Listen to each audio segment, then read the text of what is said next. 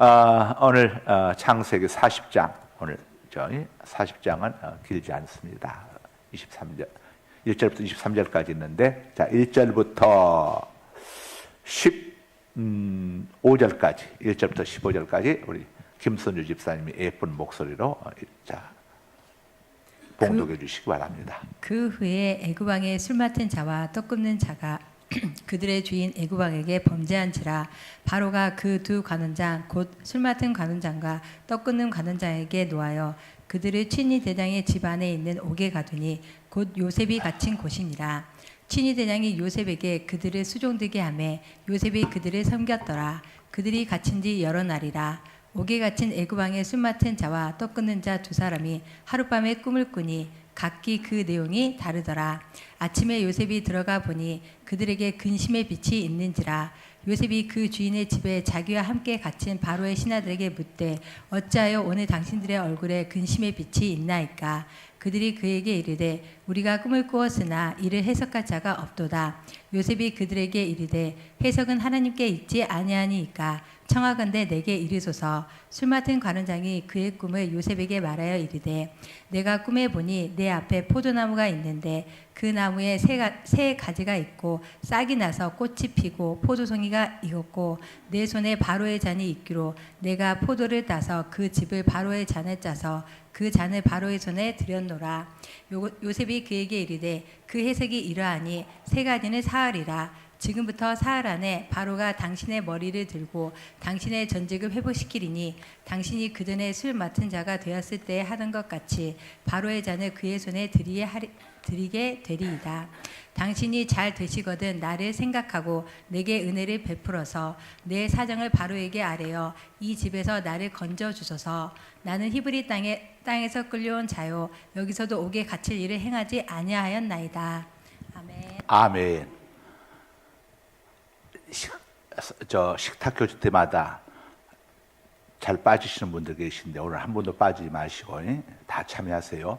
우리 한기영 집사님 식탁 교주 한 번도 참석 안 하신 것 같고, 우리 김문희 집사님 점심은 들고 가셔서 학원 가시더라도 점심은 들고 가시고,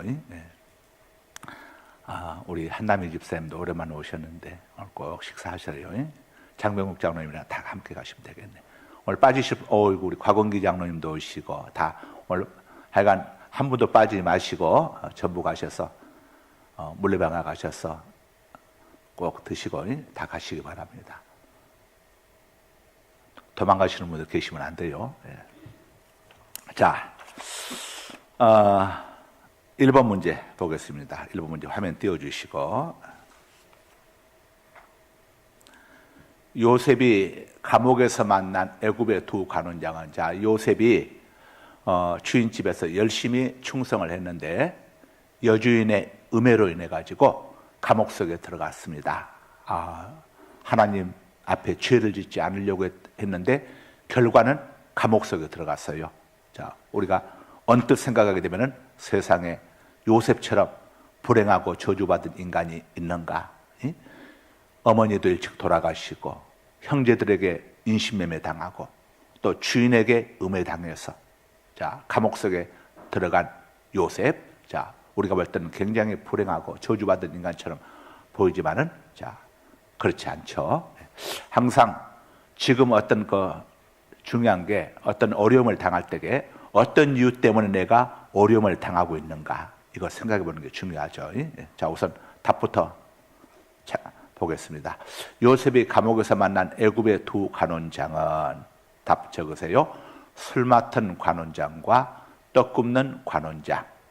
자, 요즘으로 말하면은 음식을 맡은 비서실장하고, 둘 다 음식을 맡은 비서실장이죠.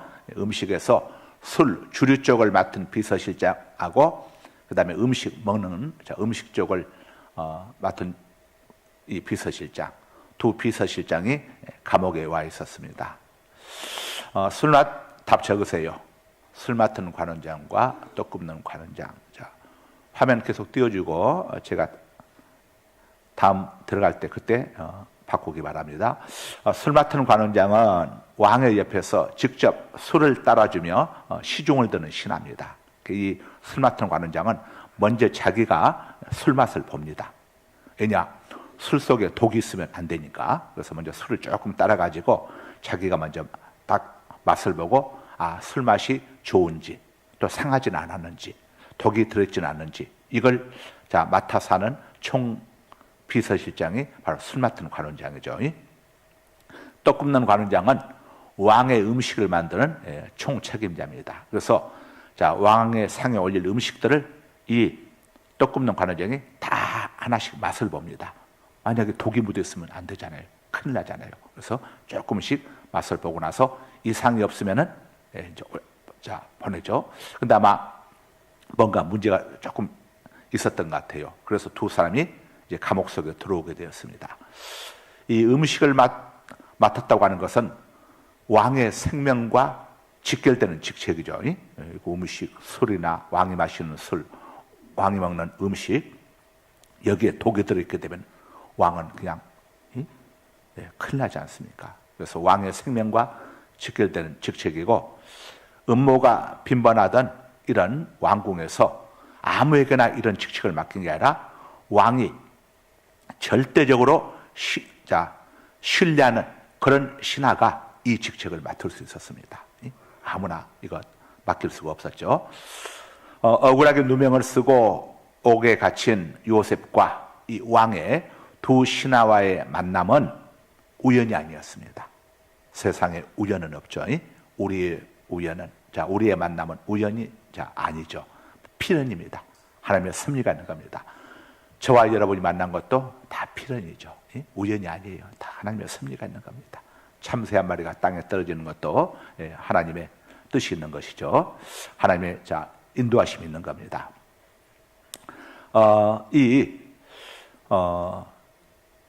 두 신하와 요셉을 만나게 하신 이유는 하나님께서 요셉을 이 감옥 속에서 감옥 학교를 거쳐서 감옥 대학을 거쳐서 애굽왕 앞으로 이끌기 위한 하나님의 섭리가 여기 있었습니다. 왜냐하면 요셉은 히브리 청년이고 이스라엘 히브리 청년이어서 애굽 왕실의 법도를 전혀 모르잖아요.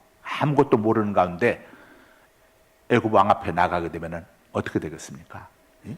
그래서 하나님께서 이 감옥 속에서 요셉을 충분하게 훈련시키기 위해서 이 두 떡 굽는 관원장과 술 맡은 관원장을 섬기면서 그들을 통해서 애굽 왕실에 관한 법도를 또 공부하게 하고 배우게 하고 이런 것들을 요셉이 호기심이 많은 청년이었으니까 많이 물어보지 않았겠어요? 왕실에서는 어떻게 행하는 겁니까? 왕은 어떻게 대하는 겁니까? 많은 질문들을 하지 않았겠어요? 이런 과정들. 하나님의 섭리에서 이 감옥 안에서 서로 만나게 한 겁니다. 요셉에게 베푸시는 하나님의 인자와 긍휼이 모양은 굉장히 이 감옥 속에 들어가고 인신매매 당하고 그 통로는 인신매매 당하고 감옥 속에 들어가는 굉장히 좋아 보이지 않았지만은 그 결국은 하나님께서 요셉을 귀하게 쓰시기에 그래서 우리가 신앙생활하면서 어떤 어려운 일들 당하는 거 여러분들 있을 때마다 요셉을 생각해야 합니다. 여러분들이 이해할 수 없는 내가 왜 하나님 앞에 기도하면서 하나님 뜻대로 살려고 하는데 우리 가정에 이런 고난이 많은가? 내가 정말 하나님의 뜻대로 살려고 하는데 왜 형님들에게 이렇게 배신당해서 인신매매를 당하고 열심히 주인에게 충성했는데 감옥 속에 던져지고 나는 왜 이렇게 인생이 기구한가? 요셉이 얼마나 그런 생각들을 많이 했겠습니까? 그래서 여러분들이 정말 기도하고 믿음으로 살려고 몸부림치는데도 불구하고 많은 어려움들이 있을 때에 하나님께서 정말 좋은 결과를 여러분들 위해서 나를 위해서 준비해두고 계시다는 사실을 우리는 믿어야 합니다. 로마서 8장 28절에 뭐라고 합니까? 하나님을 사랑하는 자, 곧 그 뜻대로 부르심을 입은 자들에게는 모든 것이 합력하여 선을 이루느니라. 어저께 우리 한준우 장로님이 연락이 급하게 와가지고 그 부인 배우자 되시는 우리 이혜자 권사님이 지금 신갈 그 강남병원에 입원해 있는데 중환자실에 있어요. 어제 이 병원에서 아이고 안 되겠다고 해가지고 그 미국에는 딸하고 사이까지 보니까 들어와 있더라고요. 근데 어제 가서 보니까 와 정말 오늘 밤 이거 넘길 수 있을까 하는데 아직까지 연락이 없네. 연락이 없는데 사람의 생명이라고 하는 게요. 근데 이 이혜자 권사님하고 똑같은 경우에 있는 분을 제가 한번 보았어요. 이분 그래서는 그분 자녀까지도 이제 한국에 와가지고 그 아버지 장례치르러 온 거예요. 근데 사람의 생명이라고 하는 것이 지금 멀쩡해지가지고 지금 저기 앉아 계시잖아요. 우리 장병국 장로님. 장병국 장로님 그때 모습하고 어제 이혜자 권사님 와서 보니까 똑같아. 우리 장병국 장로님은 완전히 그냥 산소호흡기 끼고 저기 해가지고 막 끌고는 해가지고 지금 장로님 지금 몇 년 됐죠? 몇 년 됐죠? 그때가 코로나 이전이었잖아요. 예? 몇 년? 7년? 벌써 7년 됐어요? 와, 저 지금 뭐 맛있게 들고 계시네. 우리 장병국 장로님이 완전히 중환자실, 이번 한림대병원 가면은 이것만 끌고 가는 거 있잖아요. 완전 이제 그 중환자실로 들어가는 분들은 이제 잠시 후면은 영안실로 옮겨가야 할 분들. 거기에 끌려가는데 가서 이제 저는 목사니까 이제 중환자실이지만 면회가 돼가지고 가서 이제 마지막 기도해달라고 해서 가서 기도해주러 가서 봤는데 완전히 이건 뭐 그래서 저는 아이고 이거 오늘 밤 못 넘기겠다. 그래가지고는 했는데 사람의 생명이 진짜 하나님의 손에 달리는 의사도 포기를 하고 그래서 미국에 있는 그 아드님까지 왔잖아요.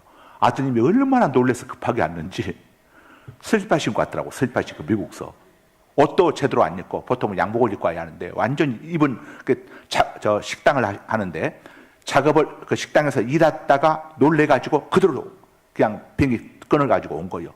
세상에 슬리퍼를 신고 그냥 완전히 이거 집에서 제가 돈 것처럼 얼마나 놀랬으면. 그런데 저렇게 멀쩡해셔가지고 벌써 7년이 지났다고 하잖아요. 우리 장로님이 늘 잘 쓰시던 이야기가 있습니다. 목사님 골골 100년이라고 그랬어요. 멀쩡하니 건강해도요 일찍 가고 골골 100년이라고 그랬어요. 그런데 정말 100세까지 더 사실 100세 이상까지 사실 것 같아. 그때 우리 그래서 성도들 우리 기도 많이 했잖아요. 우리 장로님이어서. 오늘 또 우리가 이제 기도 특공대가 있습니다. 기도 특공. 여러분이 모르는 기도 특공대가 은밀하게 점조직으로 되어 있어요. 이분들은 새벽에 밤새면서 기도하고 새벽에 가서 기도하는 분들인데 제가 정말 특별한 문제가만 있을 때만 이분들에게 기도 부탁을 하는데 우리 기도 특공대들에게 이제 기도 부탁을 했었는데 그러니까 저는 어제 가서 보고는 그래서 어제 뭐라고 가서 기도하냐면 하나님 정말 우리 권사님이 살려주셔서 조금이라도 더 살려주셔서 하나님 앞에 신앙생활 좀 이쁘게 하시고 이렇게 하고 가셨으면 좋겠습니다. 만약에 꼭 데려가셔야 한다면은 고통 없이 좀 평안하게 데려가 주세요. 이렇게 저는 기도를 했는데 이 기도를 옛날 우리 장병국 장로님들도 똑같이 했어.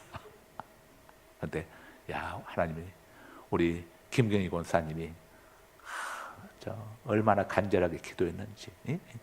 하나님이 누구 기도를 가장 먼저 들으시겠어요? 사랑하는 가족 아니겠어요? 가족.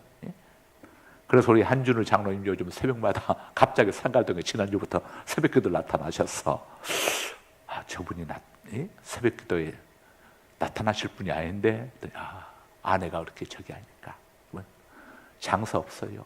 그러니까 목사는 기도 안 하는 분들이 새벽 기도에 나타나면 딱 불러다가 집사님 뭔 일 생겼어? 물어보면 목사님 어떻게 하셨어요? 백발백중이지 뭐.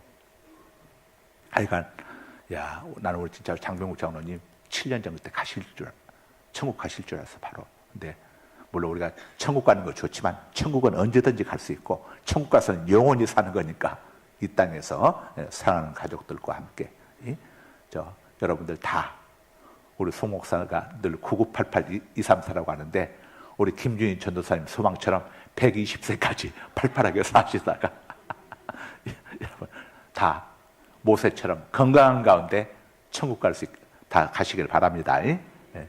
자, 2번 문제 띄워주세요. 2번 문제. 두 관원장이 감옥에 들어오게 된 까닭. 1절. 자, 1절 읽습니다. 40장 1절 시작. 그 후에 애굽왕의 술 맡은 자와 떡 끊는 자가 그들의 주인 애굽왕에게 범죄한지라. 답 적으세요. 두 관원장이 감옥에 들어오게 된 까닭은 애굽왕 바로에게 범죄했기 때문이다. 여기서 바로는 애굽 나라의 왕을 바로라고 합니다. 대한민국의 통치자를 대통령이라고 하는 것처럼 애굽의 통치자를 왕이죠. 근데 왕의 이름을 바로라고 한 겁니다. 바로. 이게 히브리어로는 파라오죠. 파라오. 파라오나 바로나 같은 말입니다. 자, 애굽왕 바로에게 범죄했기 때문이다. 범죄는 범할 범자, 죄. 자, 죄를 범한 걸 범죄했기 때문이다. 자, 3번으로 넘어갑니다. 3번.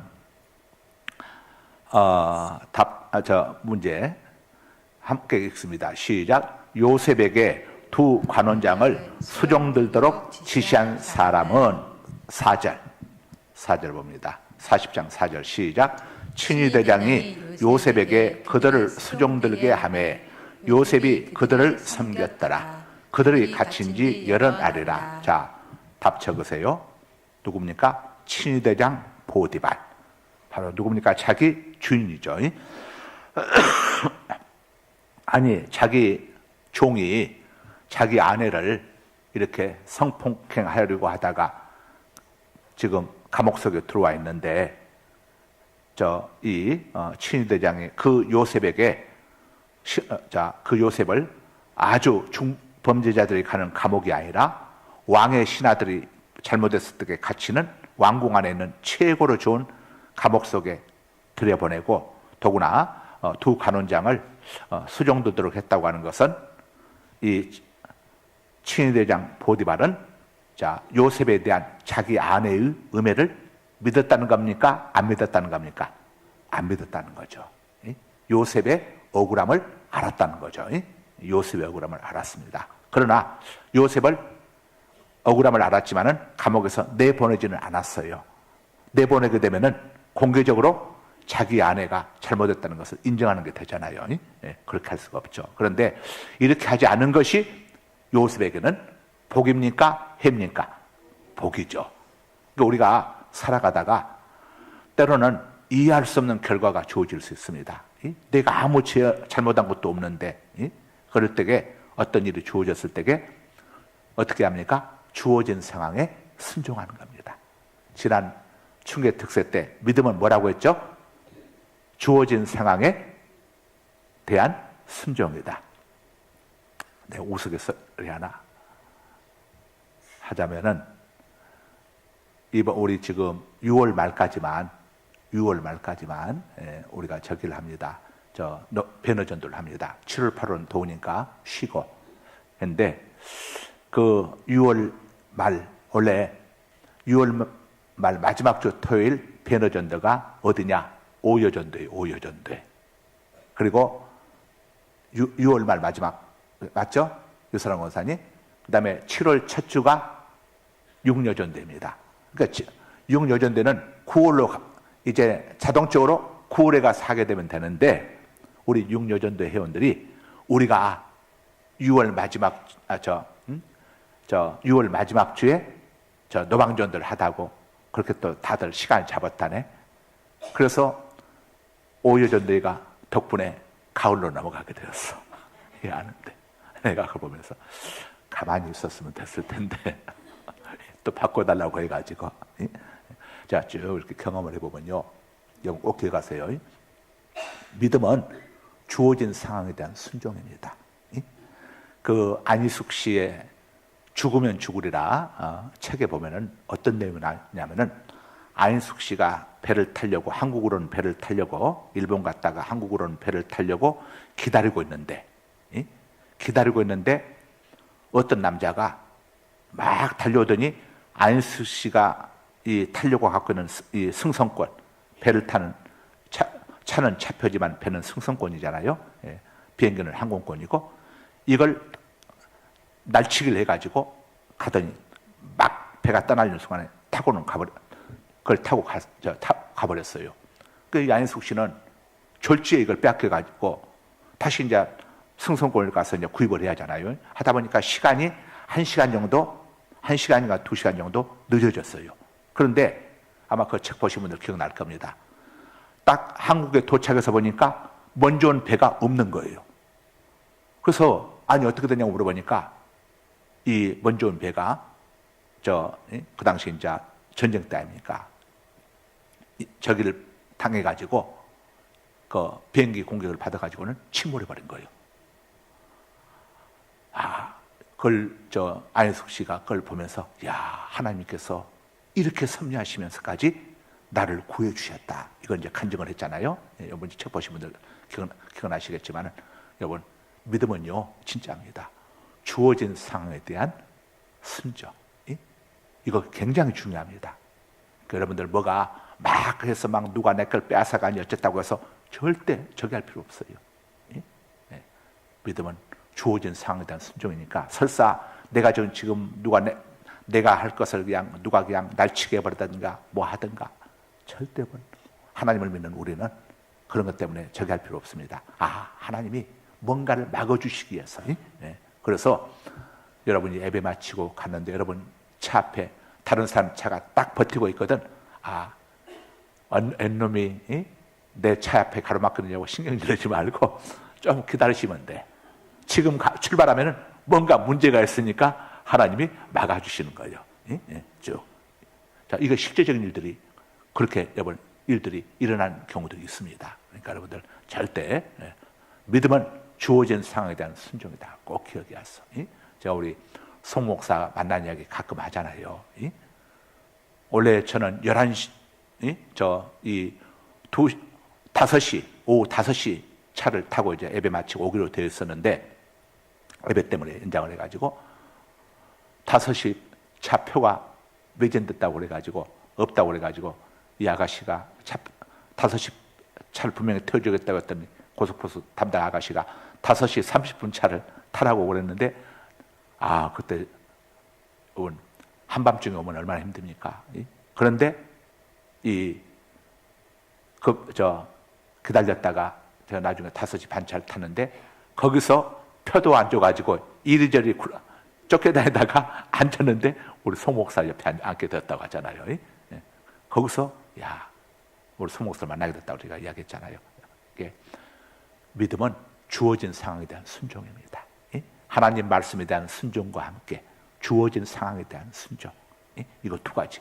첫째는 하나님 말씀에 대한 순종. 그래서 제가 원래는 11시 30분 표를 터미널에서 고속버스 터미널 그 소장이 저한테 주었지만은 주일 예배를 드리기 위해서 하나님 말씀 앞에 순종하기 위해서 그걸 바꿔서 타고 온 게 오후 5시 30분 차. 거기서 우리 송 목사와 함께 한 자리에서 그러다 보니까 나는 낮에만 타고 와야 지루하지 않겠다고 좋다고 했는데 옆에 이쁜 아가씨가 있으니까 밤중에 타고 오는 차가 훨씬 좋더라고. 그리고 9시간이 넘게 걸렸는데 9시간이 9분처럼 느껴지더라고. 옆에 이쁜 아가씨가 있으니까 도착해서 벌써 도착했나 싶어서 보니까 9시간이 넘었어. 자, 믿음은 하나님 말씀에 대한 순종과 함께 내게 주어진 상황에 대한 순종. 그러니까 여러분이 하나님 앞에 기도했다면 그 다음에 주어진 결과에 대해서는 믿음으로 순종하면 되는 겁니다. 자, 4번으로 갑니다. 4번. 두 간원장의 얼굴에 근심의 빛이 있었던 이유는 5절에서 6절 시작. 술 맡은 자와 떡 굽는 자 두 사람이 하룻밤에 꿈을 꾸니 각기 그 내용이 다르더라. 아침에 요셉이 들어가 보니 성경 봉독하는 우리 김선주 집사님 저기 볼륨 좀 올리세요. 가까이 대고 하세요. 자, 읽었나요 다? 6절까지. 자, 답 적으세요. 서로의 꿈의 내용이 달랐기 때문이다. 두 사람 꿈의 내용이 달랐습니다. 술 맡은 관원장과 떡 굽는 관원장 두 사람의 꿈의 내용이 달랐기 때문이다. 자, 6절에서 7절 보면은 요셉은 이 바로의 두 관원장의 얼굴에 근심빛이 가득한 것을 보고 그 까닭을 물었습니다. 아마 두 사람이 꿈을 꾸고 나서 서로 자기들 꿈 이야기를 한 것 같아요. 근데 꿈이 서로 다르거든, 내용이. 그래서는 감옥에는 다른 사람들도 많이 있었겠지만은 두 관원장에게 이것을 물어본 사람은 요셉뿐이었습니다. 왜냐하면은 요셉은 또 꿈에 대해서 꿈은 하나님이 주시는 것이고 그 꿈의 해석을 하나님께서 해주시는 거다고 하는 믿음이 있었기 때문에 물었습니다. 아마 평소에 요셉이 두 관원장들에 대해서 굉장히 친했던 것 같아요. 그러니까 얼굴빛이 변하는 것을 금방 알았겠죠. 일반 사람들 같았으면은 감옥 속에 있으니까 그냥 힘들어서 얼굴빛이 저런갑다고 생각할 수 있었을 텐데 요셉은 맨눈으로 이 두 분이 뭔가 있구나. 그래서 물어본 겁니다. 자, 이 요셉이 안 물어봐도 되잖아요. 사실 남의 이름은 크게 신경 쓸 게 있습니까? 그런데 요셉은 두 사람의 일에 대해서 나몰라라 하지 않고 함께 고민해 준 겁니다. 이런 요셉의 자세는 이기주의와 개인주의가 팽배한 현대사회 속에서 우리 그리스도인들이 배워야 할 모습이죠. 전도 잘하는 사람들의 모습이기도 합니다. 전도 잘하는 사람들 특징은 이웃 사람에게 좀 뭔가 낯빛이 이상하면 물어보잖아요. 아이고 아무개 엄마, 아이고 오늘 얼굴빛이 안 좋으네요. 무슨 일 있으세요? 그래서 그걸 평소에 전도하려고 마음먹은 사람들은 이웃의 낯빛에도 굉장히 민감하잖아요. 그래서 아이고 저하고 같이 교회 가십시다. 이 문제는 하나님이 해결해 주셔야 해요. 그래서 기도해드리고 또 이렇게 전도자는 사람들은 이웃의 어떤 데 대해서 굉장히 민감해야 합니다. 왜냐? 전도하려고 딱 노리고 있으니까.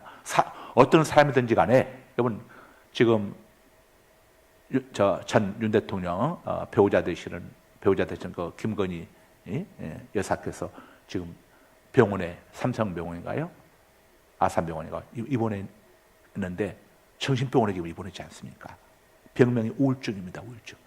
제가 볼 때는 충분히 우울증에 걸릴만 하죠. 대통령이 영분의 자리에 있다가 지금 이제는 이제 특검까지 통과돼 가지고 생각하면 정말 이건 영부인도 연약한 여자인데 그걸 생각하게 되면 정신적인 충격 안 받았겠습니까? 그래서 저는 병명이 뭔가하고 의심하세요. 꾀병인가 진짜인가 한번 보게서 보니까 우울증이라는 거 보고는 이거 진짜구나. 진짜. 이럴 때 저런 분에게 전도해야 하는데, 이럴 때 가서 기도해주고 전도해야 하는데, 정말 하나님을 인격적으로 만날 수 있는 때가 이때 아닙니까? 대통령이 영분이 있을 때는 아무리 복음 전해도 안 받습니다. 그 이상한 무슨 도사 찾아가지 안 받아요. 그러나 그런 도사들 다 잘못된, 여러분 지나고 보니까 늘 찾아다녔던 그 이상한 도사들 잘못된 이런 거 어드바이스 주고 그러지 않았겠어요? 제대로 된 어드바이스 줬으면 이런 상황이 왔겠습니까? 여러분들 행여나 또 이런 점쟁이들 무슨 도사니 절대 이런 것 전부 새빨간 거짓말 이런 거 하지 마세요. 묻지도 말고 생각도 말고 하나님 앞에 기도해서 하나님의 도우심을 받아야 했어. 하나님의 은혜를 구해야 했어. 참 저는 개인적으로 아쉬운 게 그 교회에 이렇게 보면 항상 윤 대통령만 교회 전에 대통령을 있을 때에 와서 예배 참석하고 기도하고 그 옆에는 김건희 여사는 없었잖아요. 두 부부가 함께 하나님을 진실하게 섬겼으면은 정말 하나님의 은혜가 임했더라면은 이런 상황까지는 오지 않았을 텐데 호미로 막을 수 있었을 텐데 하는 참 안타까움과 아쉬움이 있어요. 자, 그 얼굴빛을 보고 이렇게 했습니다. 우리 성도님들 이웃에 있는 사람들 전도하기 가장 좋은 게 그 사람들이 얼굴빛을 평소에 잘 살펴보세요. 그러면 막 불안하고 염려하고 이건 드러나게 되었습니다. 속에 있는 게 겉으로 드러나잖아요. 그럴 때 여러분이 손을 잡고 아니 오늘 얼굴빛이 이래요. 무슨 일 있으세요? 해가지고 그때가 가장 도움을 요청할 때요. 할 때게 이거 급하게 병원이라도 좀 가야 하는데 누가 지금 어떻다고 하는데 지금 그럴 때게 여러분이 차였으면 제가 모시다 드릴게요. 하고 하고 모시다 드리고 그러면 얼마나 가면서 아이고 그는 하나님 앞에 기도하세요. 그러면서 전도도 하고 한 번 모시다 드리고 나서 교회 오라고 우리 연말에 뭐 유초청 잔치할 때 하면요 사람은 뭔가 대접을 받게 되면 반드시 갚게끔 되어 있어요. 본능적으로. 그러니까 여러분들 아이고 목사님 저는 말을 못했어요. 전도 아니야. 늘 여러분 아무 때 나가서 이야기하게 됐다는 오히려 괜히 이상한 사람 취급받기도 하잖아요. 그러니까 때를 기다렸어. 때를 딱 보면은 시점을 그럴 때 이렇게 그런 기회에서 여러분들 유트라고들 다 또 여성들은 또 가깝게 지내잖아요. 자 마지막으로 5번 봅니다. 5번. 자 요셉은 두 관원장이 꾼 꿈을 누가 해석해 줄 수 있다고 했는가? 8절 봅니다. 8절 시작. 그들이 그에게 이르되 우리가 꿈을 꾸었으나 이를 해석할 자가 없도다. 요셉이 그들에게 이르되 해석은 하나님께 있지 아니하니이까 청하건대 내게 이르소서. 네. 자, 가장 바른 해석, 올바른 해석을 해 주실 수 있는 분은 우리의 미래를 알고 계시는 하나님만이 정확한 해석을 해 줄 수가 있습니다. 여러분, 무당이나 점술가들은요, 미래를 모릅니다. 하나님께서는 우리들로 하여금 장래에 대해서 알지 못하게 하셨다고 성경이 알려주고 있어.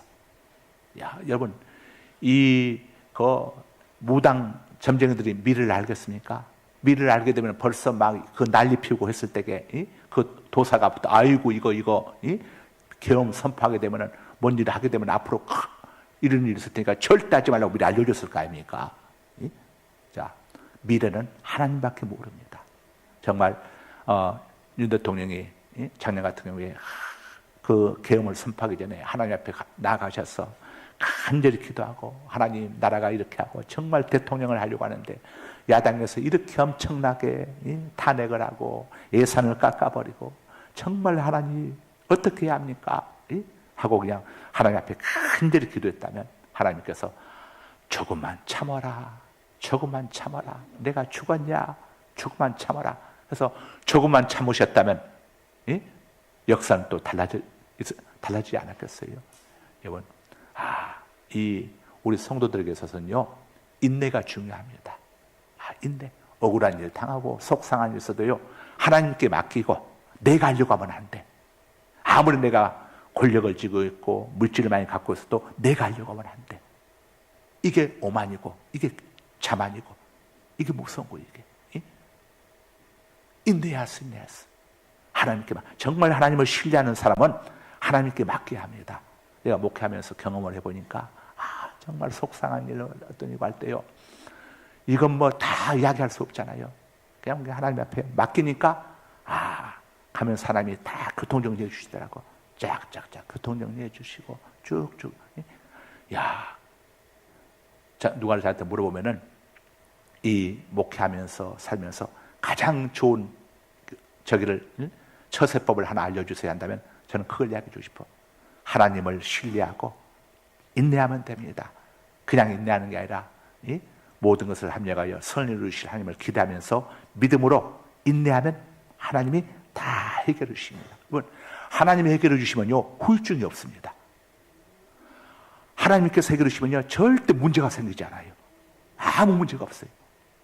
역사 속에서 멀리 볼 것도 없다니까 우리 가까운 역사 속에서 한번 보세요. 조금만 하나님께 맡기고 참고 인내했다고 한다면은 모든 것이 다 해결되게 되었어. 우리가 항상 서류다 보니까 여러분들 절대 하나님보다 앞서가면 안 됩니다. 기도하시고 가만히 때를 기다리면서 하나님께 맡기세요. 맡기면은 하나님이 후유증이 없이 내가 나서서 내가 하게 되면요. 여러분 진급 예를 들어서 여러분의 배우자나 지금 어떤 공직에 있다고 하십시다. 진급을 시켜야 하는데 내가 가진 돈도 좀 있고 하니까 이 사람에게 가서 뇌물을 써서도 진급을 시켜야겠다. 그렇게 해서 진급시킬 수는 있습니다. 나중에 그거 드러나게 되면요 꼭 드러나게 되어 있습니다. 큰일 납니다. 그러나 하나님이 하나님의 방법으로 진급시켜주면요 절대 후유증이 없습니다. 아무 문제가 없어. 아무 문제가 없어. 그러니까 여러분들 자녀들 문제가 되었던 배우자 문제가 됐던 사업이 어떤 문제가 되었던 간에 우리는 기도하면서 내가 기도하는 가운데 결과가 나빠질 수가 없어. 그 과정이 요셉처럼 인신매매를 당하기도 하고 감옥 속에 들어가는 게 있지만 그걸 결과가지가 아니요. 과정일 뿐이요. 과정. 과정은 험해도 과정은 험할 수밖에 없지. 왜냐? 훈련이니까. 시편 41편 10절에 뭐라고 이야기합니까? 시편 41편 10절이 아니라 시편 66편 10절에 뭐라고 합니까? 하나님께서 우리를 시험하시되 우리를 단련하시기를 은을 단련한 같이 하셨으며 우리를 끌어 그물에 걸리게 하시며 자 우리 허리에 무거운 짐을 메어두셨고 사람들로 우리 머리를 밟고 가게 하셨나이다. 하나님이 그렇게 하시는 거예요. 우리가 불과 물을 통과하였더니 하나님께서 우리를 끌어내서 풍부한 곳에 들이셨도다. 그러니까 자 우리는 하나님이 자기 백성들 애굽 땅에서 이끌어내 가지고 무슨 비단길 꽃밭 있고 먹을 것 풍족한 그 길로 가셨습니까? 그리 간 게 아니요. 홍해 앞으로 풀 한 포기 물 한 모금 구할 수 없는 광야로 그것도 40년을. 자 그러나 하나님은 자기 백성을 절대 나쁜 곳으로 인도하지 않습니다. 우리를 훈련시키기 위해서 어려움을 주시지만 우리가 그걸 빨리 깨닫고 하나님 앞에서 겸손하고 하나님을 절대 신뢰하게 되면은 여러분 원래 하나님의 계획은 40년 동안 훈련시키는 게 아니에요. 애굽에서 시내산까지 2달 걸렸습니다. 그리고 시내산에서 가데스바네까지 10하루길 11일 걸렸어요. 시내산에 2달 걸린 시내산으로 들고 간 것은 거기서 하나님의 백성이 지켜야 할 율법들, 십계명과 제사법과 의식법과 이런 법들을 사회법 이런 법들을 그들에게 주시고 훈련시키기 위해서 그곳을 시내산에서 2달간 가서 1년 1개월 동안 머물게 하신 거지. 그러고 난 다음에는 10하루길 만에 가데스바네에 도착했어요. 가데스바네가 어디입니까? 모압 평지요. 그 앞에가 요단강이 있어. 요단강 건너면 여리고요. 하나님은 딱 자기 백성도 훈련시키고 바로 편하게 요단강 들고 가려고 했는데 그들이 하나님을 믿지 못해가지고 자기들이 앞서가지고 정탐꾼을 보내겠느니 어쩌겠느냐고 했다가 사단이 나지 않았습니까? 그러니까 항상 모든 문제는 하나님을 신뢰하지 못하고 내가 일 저지르다가 사울왕이 누굽니까? 사무엘 선지자가 내가 갈 때까지 꼼짝 말고 있으시오. 내가 길갈에 도착해서 하나님 앞에 제사를 드리고 난 다음에 그때 블레셋을 치면 대승할 수 있으니까 내가 갈 때까지 일주일만 기다리라고 했는데 그새를 못 참고 마지막 날 그 하루를 못 참고 백성들이 움직이니까 겁이 나가지고 자기가 제사를 집냈다가 이거 불순종 아닙니까? 이건 왕이 해야 할 일이 아니거든. 제사장은 사무엘이 해야 할 일이지. 그랬다가 하나님 앞에 첫 번째 버림을 받고 이 조급함 때문에 사울왕의 실패는 다른 이유가 아닙니다. 조급함 때문이었습니다. 두 번째도 마찬가지요. 아말렉의 전쟁에서 대승을 거둘 테니까 전부 다 적이라고 했는데 백성들이 사울왕을 압박하니까 그 백성들의 압박을 못 이겨가지고 하나님보다 백성들 눈에 보는 사람을 더 두려워해가지고 죽이지 않고 그것들을 백성들에게 나누어주고 자기 멋대로 했지 않습니까? 그랬다가 사무엘이 바로 와가지고 왜 짐승들과 다 죽이라고 했는데 안 죽였습니까? 그랬더니 다 죽였는데 무슨 소리냐 했더니 갑자기 짐승들이 에이 하면서 우리 안 죽였어요 하고 울어제끼니까 저 소리는 무슨 소리요? 하지 않습니까? 절대 조급하면 안 됩니다. 그 다음에 하나님보다 사람을 두려워도 안 돼요. 정말 자 오늘 여기까지 5번이죠. 오늘 여기까지 합니다. 거룩하신 아버지 감사합니다. 오늘 창세기 40장을 통해서 우리에게 주시는 하나님의 또 메시지를 함께 나누게 하심을 감사합니다. 아버지 하나님, 저희들 오늘 창세기 40장 1절 또 저희들 속에서 우리에게 주시는 하나님의 메시지, 오늘 또 말씀을 들으면서 우리 심령에 찔린 말씀이 하나님께서 내게 주신 말씀임을 꼭 기억하고 어떤 경우에도 하나님을 신뢰하고 조급하지 아니하고 하나님 말씀 앞에 순종하고 주어진 상황에 순종함으로 아버지 넉넉히 승리하는 삶 살게 하여 주옵소서. 예수님 이름으로 기도드립니다. 아멘.